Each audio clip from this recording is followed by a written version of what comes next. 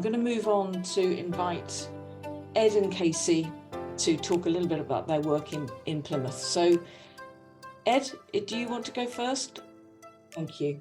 So I'm going to start with a bit of a national picture. My name is Casey Morrison, and I work for a thing called the Future Parks Accelerator, which is a national trust, National Lottery Heritage Fund, and DULUP, as was, funded project across 10 cities that I will tell you a little about today. I'm currently sat in a shed in my garden, which has rapidly turned into a greenhouse. So I thought it would be a nice environment, and I would love to have co-working spaces in every single park across the UK as a business idea, but I'm realizing how hot it is right now. So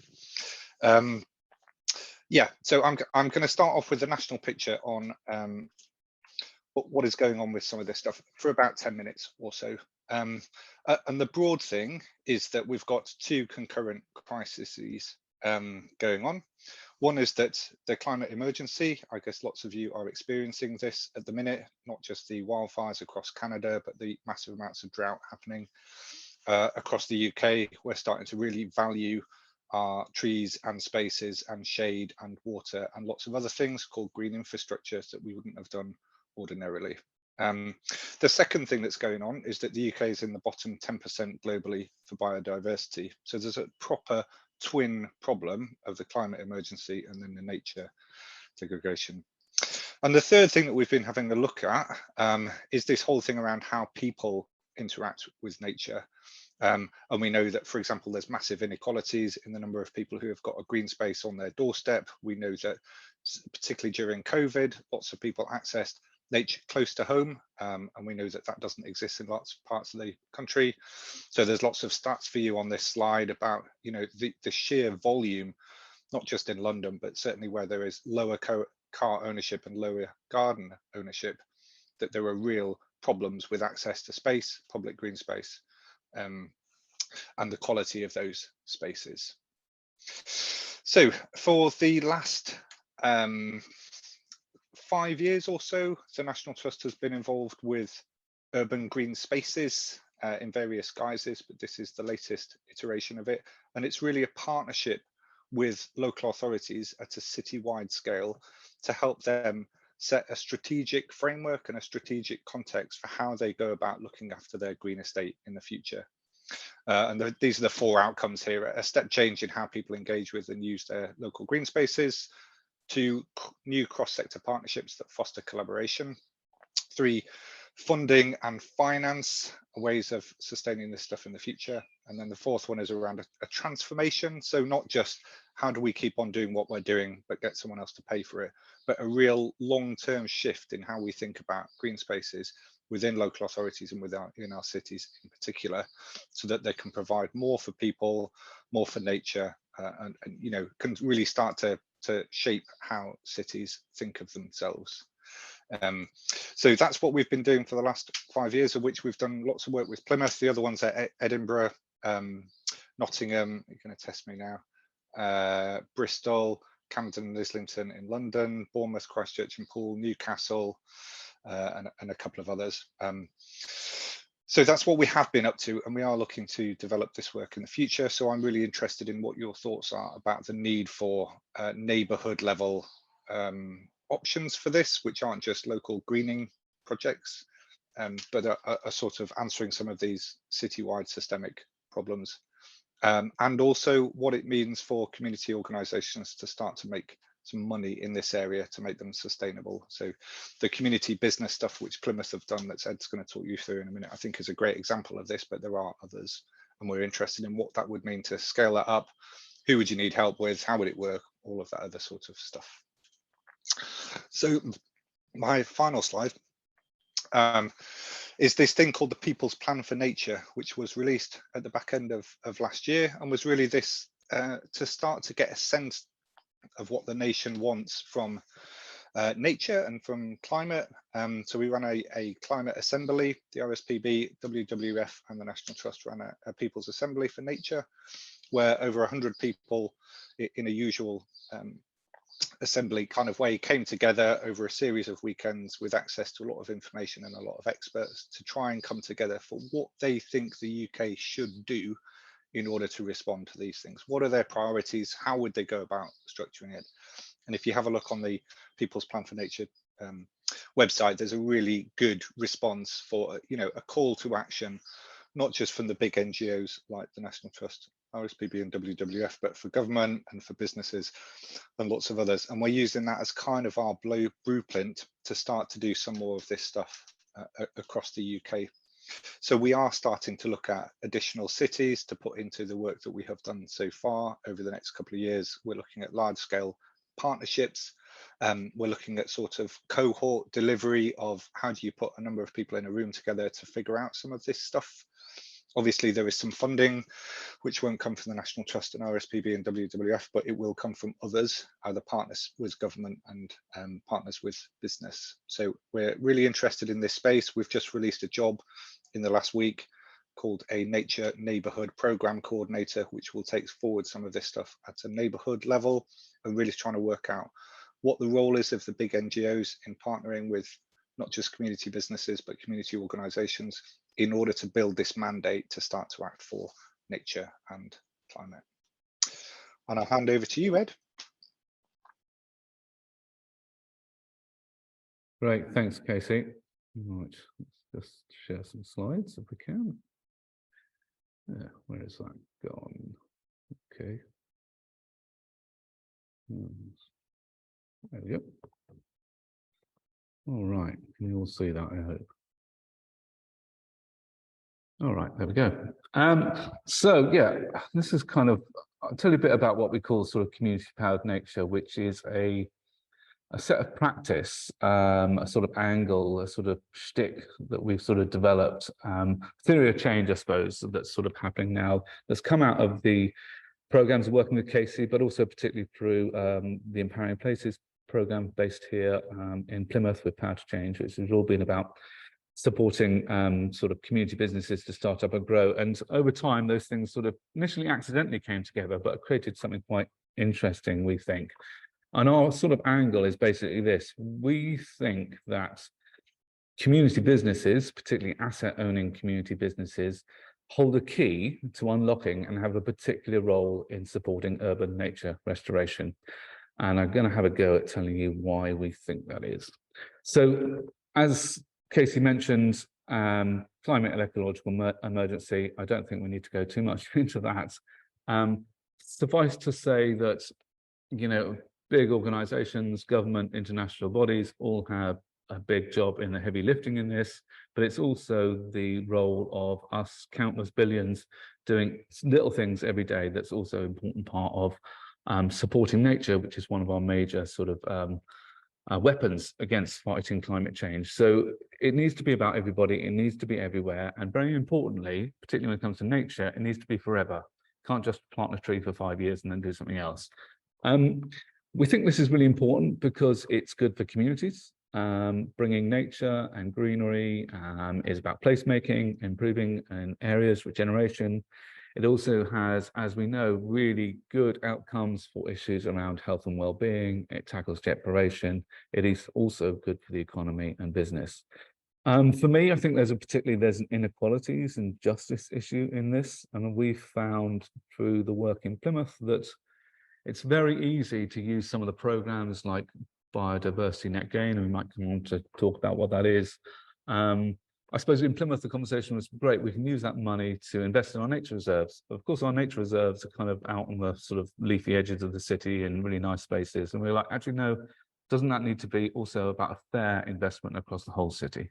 So if we don't jump up and down about this as communities, then there's a danger that happens in the green movement that we can drive inequalities as opposed to solve them.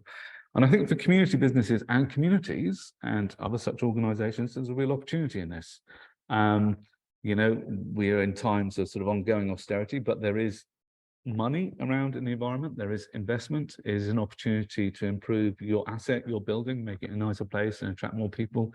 It is a great tool for engaging people. I think nature is a really good way into the environmental and green conversation, and it creates jobs and green jobs, and we'll share some of the new opportunities that are coming up.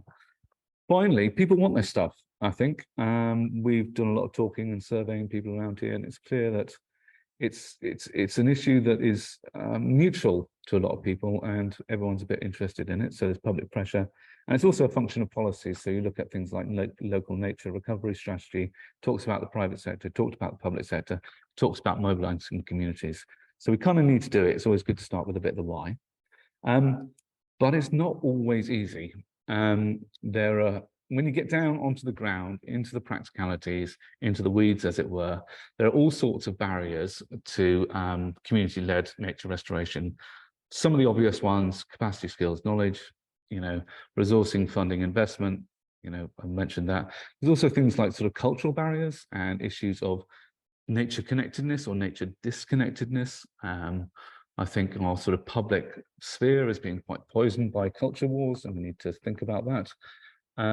And often in areas like we are here in Devonport, which is a particularly urban and apparently disadvantaged area, while humans have a natural, innate connection to nature, sometimes they can lose that. And nature connectedness is an idea that we talk about quite a lot.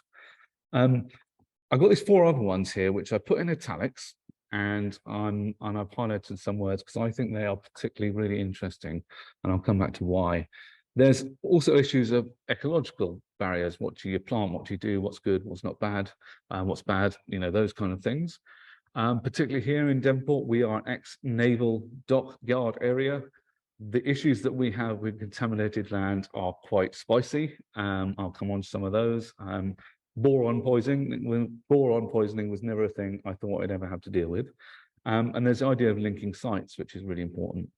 There's this big issue of sustainability, maintenance, and perpetuity when it comes to nature interventions. And we're still wrestling with this, but historically in this space, we've kind of been guilty of doing, I suppose what happens too often, and still happens a bit, and we're still dealing with this, is that a blob of money will come along, we'll all get excited in the community, we'll decide what to do, we'll go out and volunteer, we'll do some really great investments, but because things aren't really necessarily owned by people, they're not necessarily maintained, you end up with this little picture, which is actually a photograph, actually of a little space 50 meters from where I sat, which is this little coffin of nature, which was a beautiful nature intervention project. But a few years later, it's not really looked after, it's not really maintained, and this is kind of where we've ended up. And actually, there's a bit of nature going on in there still. It's finding a way, but I just think about what was the sort of carbon impact of making that happen versus the benefits that it's created, and actually, has that really worked? So I think sustainability and maintenance is a big issue. Real big issue for our country is issues of land ownership and who owns land and who has access to land. That's very unequal. So stewardship and access, and really importantly, this idea of community accountability, which is really important to us in community businesses, how we're accountable to our communities, and also the idea that fundamentally, theoretically at least, we're talking about making changes to the public realm, which we should all have some sort of democratic say over. Now, there's a moral issue there. There's also a very practical issue. If we're going to start making big interventions across our neighbourhood and people aren't bought into that, even with a really strong sort of super majority and a mandate, then again, it's going to have some practical problems. And it's these last 4, which I think we have evidence to suggest that asset owning community businesses have a bit of an answer to, because of Empowering Places and because of these programs, we now have a network within our neighborhood of community businesses that can link up on sites. They own their assets and they have stewardship rights, so they can make interventions. They can look after them because it's improving their assets, and it can be sustainable. So they have ownership between us and our partners in the local authority and some other bigger institutions like Plymouth Community Homes. We pretty much own and or steward most of the public land in our community. So that means we can make particular interventions, but we can do them in a way that is planned, they are linked, and they're sustainable. And because these community businesses have a particular deep connection to their immediate geographic or interest communities, we can mobilize and engage people really well. So this is kind of the bit where I think community business and urban nature restoration really come together as one. Just to give you a little bit more, there's a few of our land sites around here. I think, up in the left-hand corner, that's Hamo's house, big bit of land in the waterfront. Bottom left, it's one of our little sites by this building, which we sort of describe as the post-apocalyptic playground.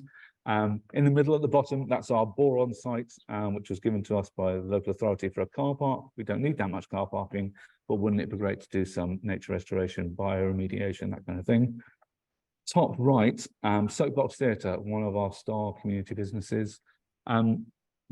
Very Plymouth. Their building was a decommissioned mustard gas decontamination centre, which they turned into a children's theatre. And the work that we did with them and the Future Parks and Empowering Places was to take on the stewardship of all the parkland around that space, which has enabled them to create a nature garden, a nature fairy garden. They work with children, which is brilliant, educational, beautiful space, great for nature. And also what I think is interesting, because they took on some of the outdoor space, they can now do outdoor events. And because of that, because they're supporting nature and because they've got stewardship of that land, that's increased their ticket sales by about 75%, creating 2 new jobs.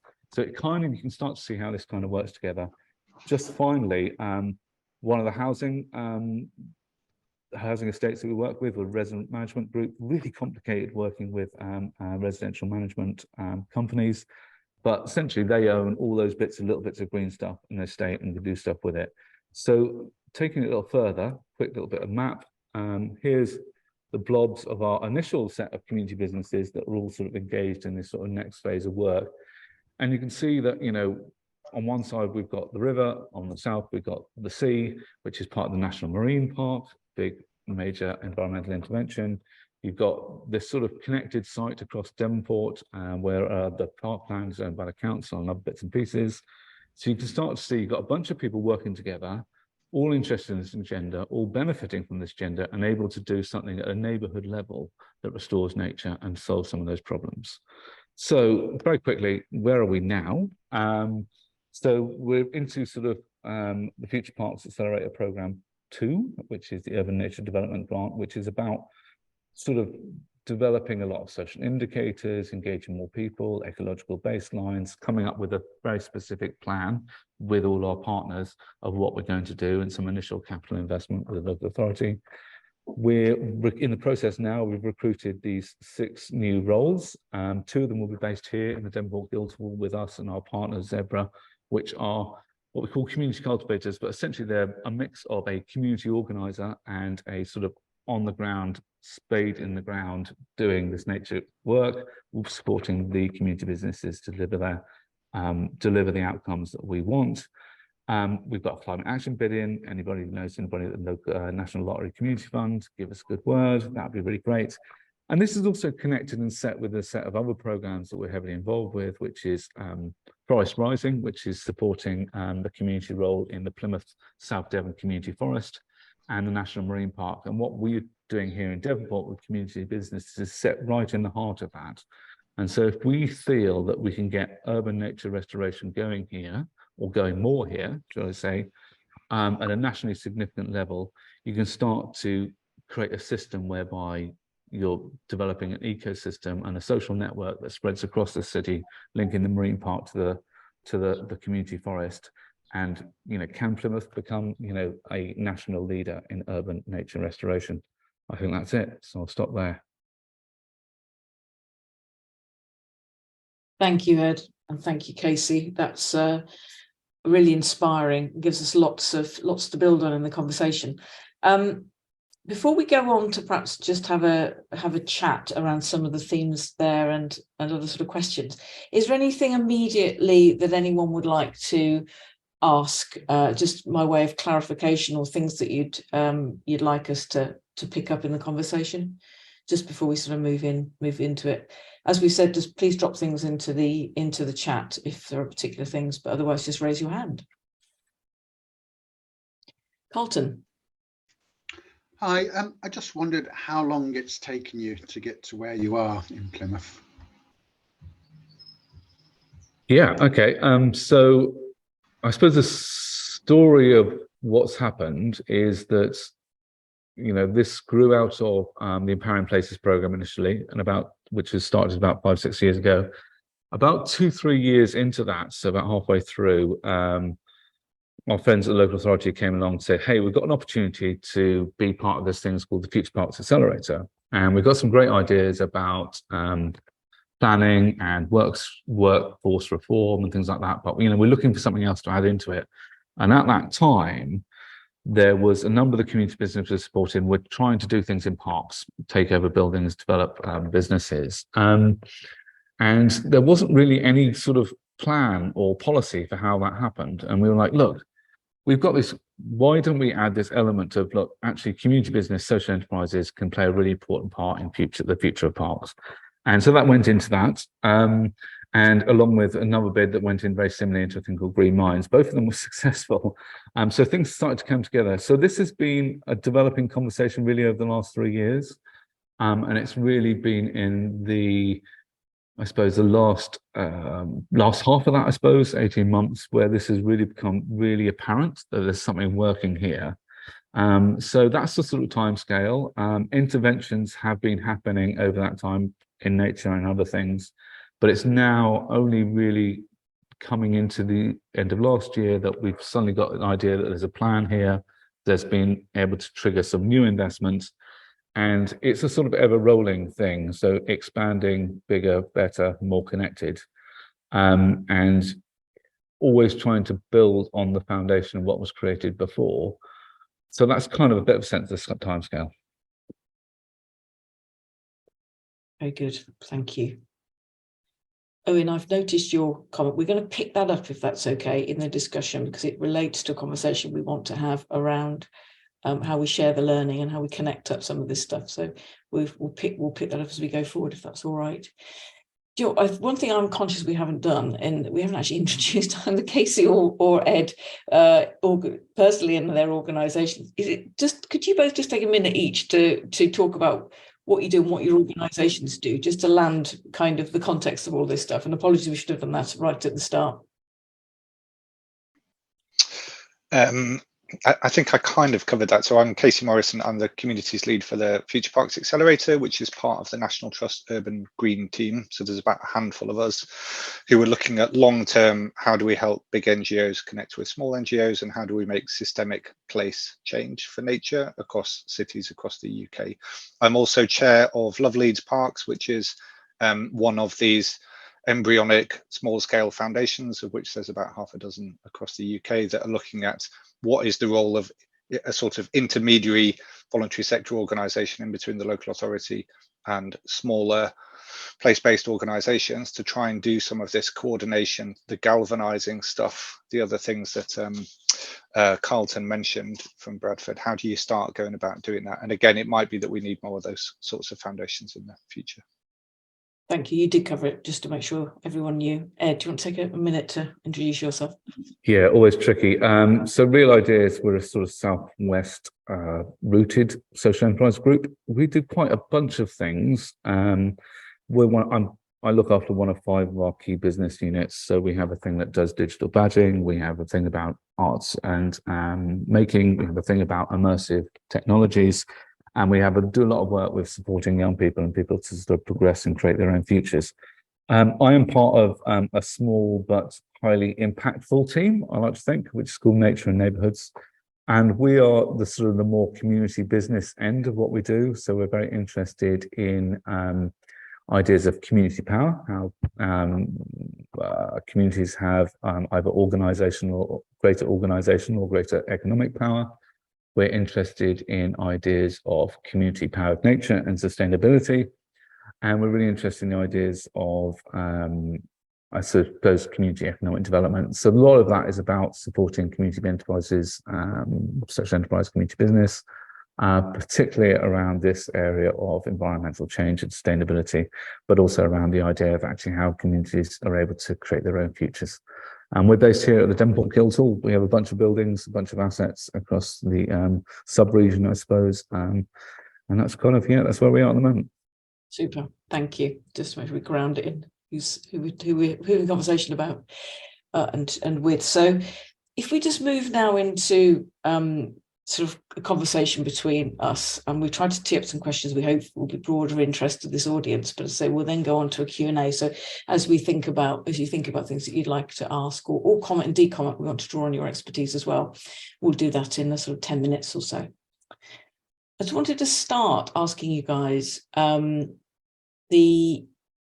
you've talked about in your presentations the opportunities, some of the opportunities, but in this audit you have for people sort of getting started with this work. So what do you see as the kind of opportunities for community organisations, communities themselves and community bids? Where are the really key things? Where would you start, and what are the really opportunities to kind of leverage now? Shall I start, Ed? I think in many respects, it needs to start with the local authority, because they set the strategic mandate for this. Anything which is done across the city needs to fit into those spatial plans. So I think in many respects, the bit that we have focused on initially has been about local authority leadership in order to galvanise a coalition of people across the local authority to go about bringing that forward. And that has done different things in different places. So the case studies that I listed in the chat, Birmingham have gone down an environmental justice route, so they have mapped the entire city looking at spatial inequality, and now have got a 15-20 year plan about how they go about closing that. Other places have looked at things like local strategies for getting NGOs involved, so sort of alliances of different people, within outcomes around specifically about nature and health specifically. So I think, early conversations are to have a conversation with your local authority. Are they clear about what they're doing? Is there a strategic plan for this? Is there networks of stuff, for example, around social prescribing or outputs of this specifically? And if there aren't, what are the sort of things you could do, particularly using that People's Plan for Nature that I mentioned, that would start to galvanise some energy around that? I certainly think there are case studies and examples, lots of which already exist and have existed for ages, around things that individual people can do in individual areas. I'm thinking of the sort of share options, lots of community energy schemes, lots of solar farms, potential for access to all sorts of things. So collecting those and showing the stories of what other places are doing and the art of the possible, I think is well worth doing. And then starting and building where you are. I will put into the chat some early funding on this sort of stuff, but how do you start where you are with who you've got and build from there? Thank you. Ed, any thoughts to add?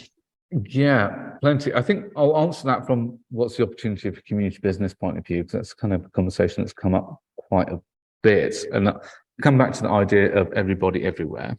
I think for community businesses, there are real opportunities around income and funding. There are real opportunities to develop the quality of your own asset. There's opportunity to develop new products and services. And there is opportunity for impact. Most of us in this world have a either implicit or explicit requirement and desire to have a positive environmental output and impact into the world. And I don't think it's about all these community visits. I mean, only one of our community business in partnership would I describe as environmentally led, pollinise and have a specific bee conservation thing. But all the other organisations, it's about how they've developed new services and products to meet new opportunities and challenges, particularly around the environment. And I suppose it's been really interesting because I'm having this conversation with the National Marine Park. We're talking about, we've done some mapping around marine enterprise and social enterprise, and what could we do to develop more marine community business. And we're looking at the approach that we've taken here and learning from that. And it's not, we're looking to design a program that isn't necessarily about new startups. It's about supporting those existing businesses that are inclined and interested and want to develop new opportunities, to develop things that might relate to the National Marine Park, either in the water or around the water. So it's every community business can have a role in this, particularly if you've got an asset. And nature restoration doesn't have to be grand. It doesn't have to be flashy. It's actually what is quite humble can often be quite powerful. And I was talking to one of our community businesses down the road, and they were saying, actually, we've got some moss on a building, and it's actually the best thing you do is just leave it. Actually, that's really good for nature. And I had a moment with Devon Wildlife Trust. We've got a clock tower on one of our buildings, which I haven't really done anything with. It's just stuck on the building, and there it is. And we're like, right, what can we do for nature restoration in this? And I'm thinking like ospreys or something like that, and ecotourism and this kind of thing. And the wildlife people guess just don't clean it, just grow some lichens on it. That's probably the best thing you do. So I think there's I suppose my message is we all have a role, and if you're particularly a community business, particularly if you've got an asset, there are opportunities for small bits of investments that will enhance your offer, your engagement, your income, and maybe even like the Soapbox Theatre, create some new jobs. Very good. Gregory, I saw you raise your hand and then take it away. Is there anything you'd like to ask? I don't want to sort of put you off engaging in this conversation if there's something you'd like to add in at this point. You're still on mute. I'll just try and unmute you. Yeah, just one other thing. Ed went in a helter-skelter gallop saying the organisation he works for. Might he say it a little more slowly and clearly? But I'm from a charity called Seeds for Growth, and we have a project called Greening Communities, which is focusing on supporting tenants in social housing estate to generate their own gardens, which they will run and look after. I'm just wondering, the benefit there is the land is available and free. There are receptive people who want to do it. And generally registered social housing organizations have some money. So I'm just wondering, have other people explored that as a route to greening? If so, I'm called Gregory from Seeds for Growth, and I'd welcome the conversation sometime. Thank you. Thanks, Gregory. Yeah, I'm just thinking. So I'm thinking of, we're doing quite a lot of work in Lewisham, boroughs of London. Lots of the money currently comes from the London Mayor to do some of this stuff, and in Morden as well. But partnerships with, housing associations or others. I think the bit that we would say is yes to all of the greening projects, yes to all of that stuff is absolutely brilliant. What you're doing, Gregory, is brilliant, but also the opportunity to grow that. So we're looking at what would it look like to take down every single fence surrounding local, the housing association ownership of that stuff. And you would almost, instead of feeling like you're living in a tower block next to a road which has got some green in between, you would almost feel like you're living in a park. And what would that transition look like to be surrounded by nature rather than the block is here, the road is here, the green is here? What would it look like to think on that scale, to start to think about how we use that land for maybe water and reservoirs, how we start to use it for, ground source heat pumps, so we can think in different ways. So I think there is a sort of imagination leap here to do, as well as, yes, we want local green areas around where we live, which are not beset by antisocial behavior, but what's the next opportunity on the back of that? How do we scale it? How do we grow it? Can I just respond that the critical element of our program is we're working with tenants, inspiring them, educating them, giving them the confidence to look after their patch. I think before what you've just described, you need to do that, because you open up a massive space, and then it's as it was before. It's not local people's land. It belongs to another person. And if you do that opening and it's the other people who maintain it, we've missed a significant opportunity. So yes, but I think it needs to go very slowly and start with a few patches and then gradually saying, well, let's broaden it out. So on one estate, you could have a number of tenant groups working on different patches, and then say after a few years, why don't we link them together? I suggest. I think that's a really good shout, and you're completely right, Gregory. It's got to start with what those tenants want and what those people want, and that probably needs to happen slowly. And I guess the transition that we're talking about is how do we go from the proliferation of no ball signs to, you know, in the next generation where we actually have places where we want to spend time, where we feel safe, where we feel a part of a community, and we do that with the people who live there and ultimately will care about them in the long term. Ed, I'll bring you in. I think you've done some interesting work around community engagement, so perhaps you could wrap in a little bit of some of the information around that too. Yeah, I mean, it's a brilliant question, Gregory. And as Joe says, there's a number of bits in there. So within our partnership, two of the sort of the community businesses we're working with, one is Pembroke Street Estate Management Group, which is a community business that manages an estate which is owned by Plymouth Community Homes, which is a registered social landlord. Both Plymouth Community Homes and Pembroke Street Management Group are part of this, are leading actors in this program. And they're brilliant to work with because they sit just between where I'm sitting and the sea over there, and they have a great bit of green space, and it's really important. And they have very engaged residents and things like this, and that works really well. And we were actually out there last Saturday doing a litter pick with a bunch of people and doing loads of stuff around that.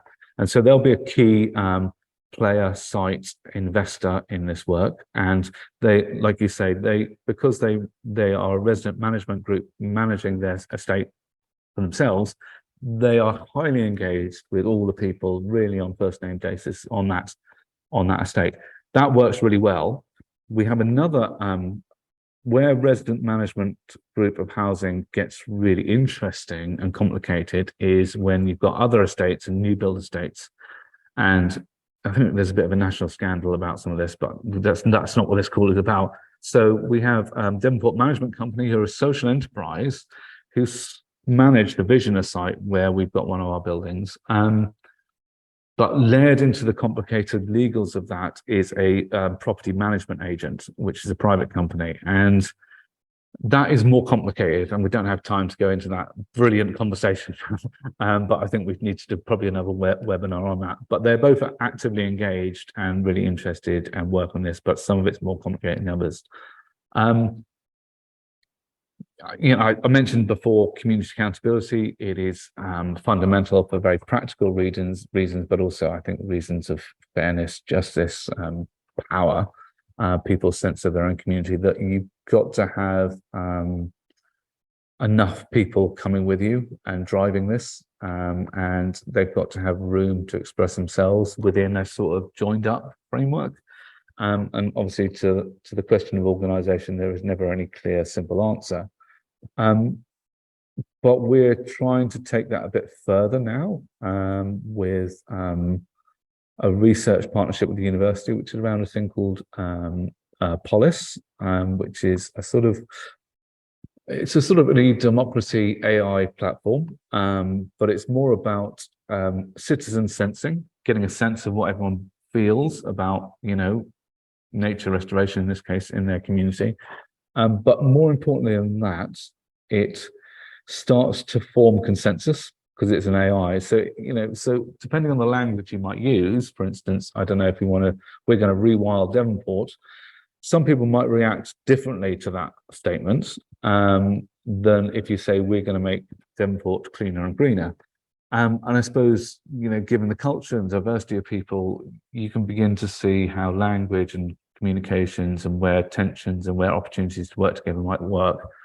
So we've got a pilot running out with that in September, and have created a bit of tech to go on the front of that, and a partnership with the university and sort of environmental psychologists and things like that. So there's no short answer to that, but I think absolutely registered social landlords, particularly when they have resident management organizations sort of within them and on top of them, are massively important to this and can really unlock stuff, and have been really important to getting a lot of this going. Thank you. So let's open it up.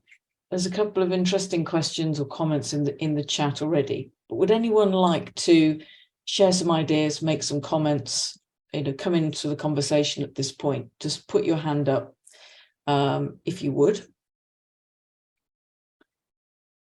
David, I think, without putting you on the spot, really interesting point about being radical. I think we hold the tension of this work generally, particularly work with communities, around bringing people with us and driving a more radical pace, particularly in this work where there is just an imperative, isn't there, which time is against us. So, but it's a tightrope. Alice, please come in. Hello there. Can you hear and see me and all that sort of stuff? Nice. So my name's Alice Drysdale, and I'm currently doing some work with the University of Exeter, like using directly the work that the Future Parks Accelerator has done. And so kind of it's been really interesting reading about that kind of stuff. And one of the things that I kind of wanted to ask about was sort of Casey mentioned about the biodiversity strategies and things like that. And part of the work I've been doing is going through those for lots of different local authorities across the UK. And therefore I was wondering how effective, you mentioned about using that as like a basis for the start of the work. How effective are those strategies at actually like achieving the things that they set out to do? Beyond, like, is it the local authority that's doing a lot of the work? Is it like different organizations that are doing a lot of those work? Like, have you seen, once like a policy is implemented, that then happen and things like that? And then also the other thing being, those strategies exist.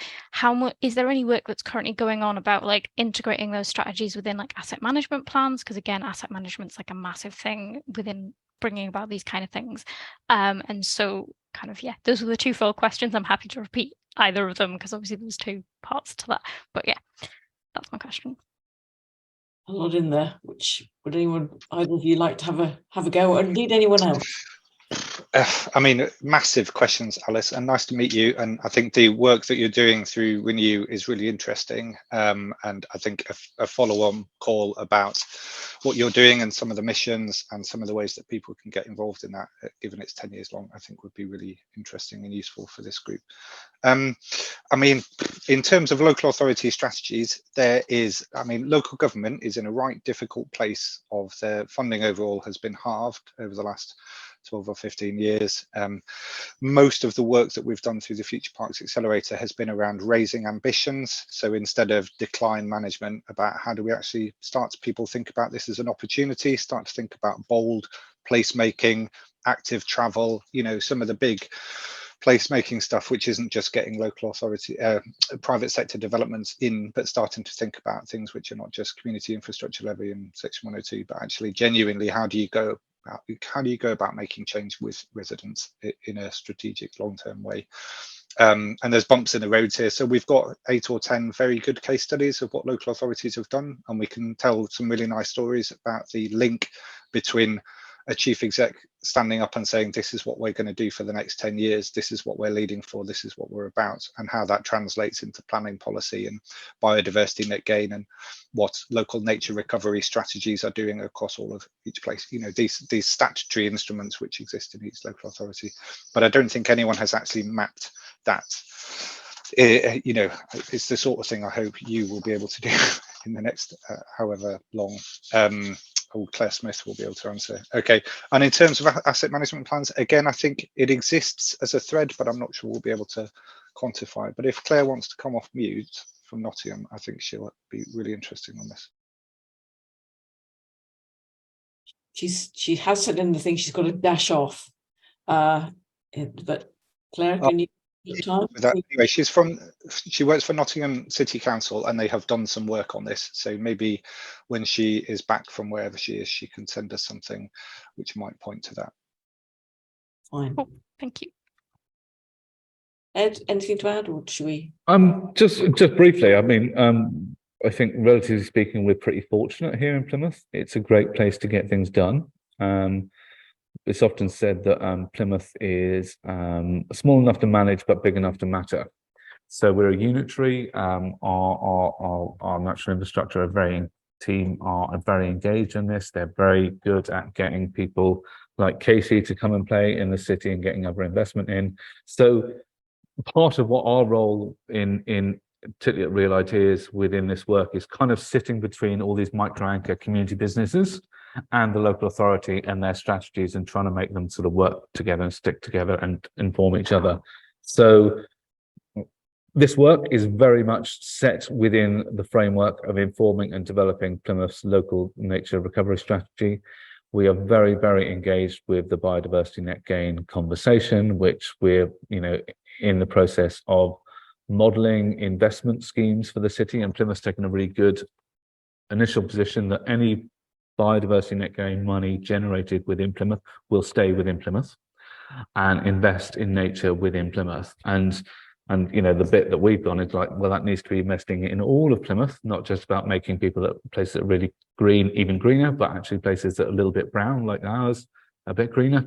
And so there's been a real good sort of equity conversation. That's a big road, and lots of that, as Casey was saying, but it feels like it's moving in the right direction. And this work directly talks to those people and those policies and that action and that activity. Thanks for that. And needing an intermediary to stick all this together, really resonates with us for sure.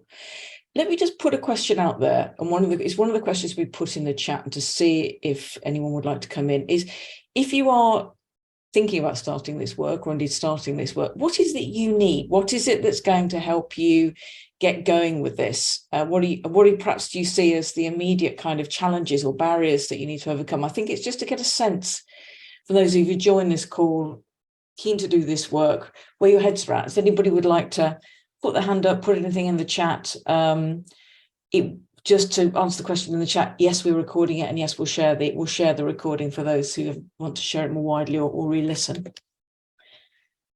Any thoughts?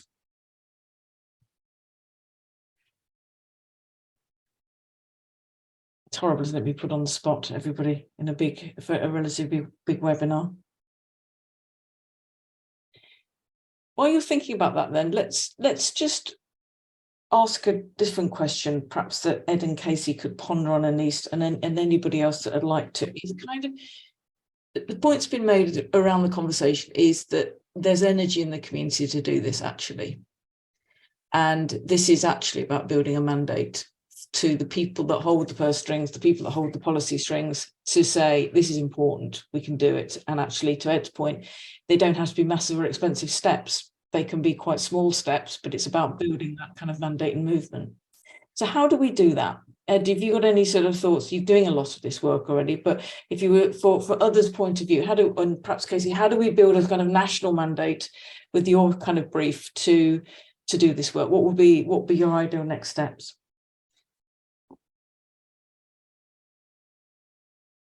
Gosh, it's a tricky one. I think, first of all, a lot of this work has been happening for years, and communities and organisations, there's plenty around us, are all very much involved with that.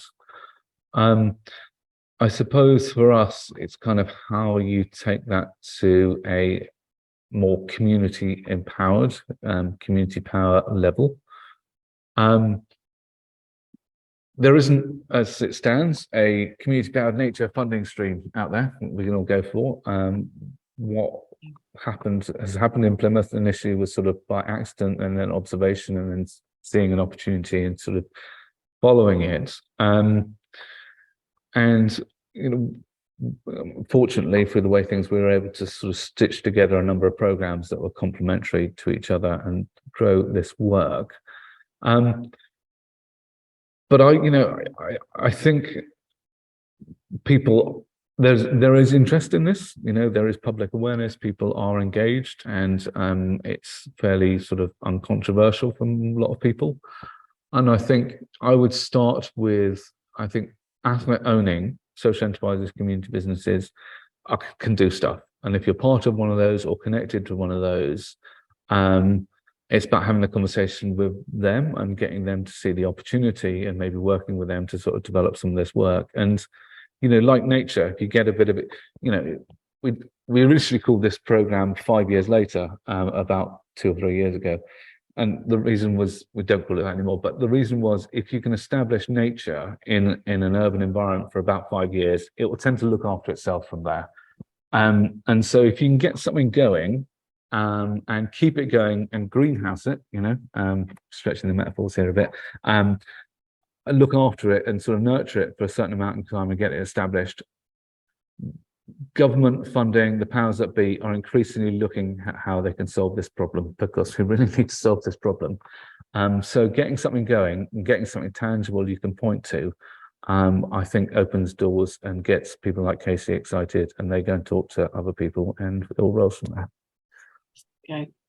Well, I think the environmental metaphors are entirely appropriate in this guys. Because I think we certainly now work on with place and communities, constantly think of those in those terms. So we got sort of a minute or so left. So any sort of final thoughts, final words, and in particular, if you've got anything you'd like to pop in the chat about things that strike you from today that you'd like to follow up on, act on, ideas about how you might take this forward, please do that. And we shall share those thoughts along with the recording for those that came along, just to kind of try and stimulate this conversation to carry on. Any final thoughts from Casey, Ed, just before we close? No, just lots of good stuff. Keep sharing case studies, keep on doing what you're doing if you're already doing lots of this stuff. And yeah, let's hope we've got a better sort of context and government landscape in order to make this stuff happen in the next few years. That's super. Well, thank you both for your generous kind of participation, ideas, etc. I think it's been really interesting. It feels like now has been too little really to get the whole conversation going, but it started us off hopefully. So thanks everyone for coming along, and we'll share the recording out, and let's carry on trying to bring nature to communities.